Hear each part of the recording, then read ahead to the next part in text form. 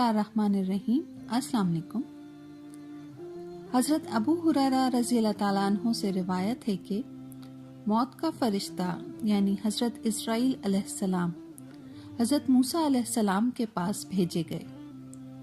جب وہ آئے تو سیدنا موسیٰ علیہ السلام نے ان کو ایک تمانچہ مارا اور ان کی آنکھ پھوڑ دی۔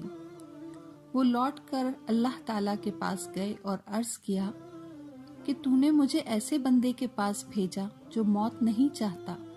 اللہ تعالیٰ نے ان کی آنکھ درست کر دی اور فرمایا، جا اور اس بندے سے کہہ تم اپنا ہاتھ ایک بیل کی پیٹھ پر رکھو اور جتنے بال تمہارے ہاتھ تلے آئیں اتنے برس کی عمر تم کو ملے گی۔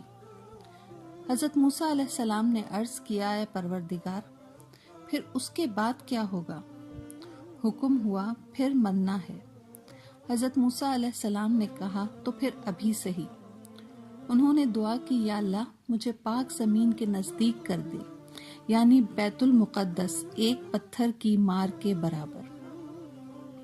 رسول اللہ صلی اللہ علیہ وآلہ وسلم نے فرمایا، اگر میں وہاں ہوتا تو تم کو حضرت موسیٰ علیہ السلام کی قبر دکھا دیتا، راستے کی طرف سرخ دھاردار ریتی کے پاس۔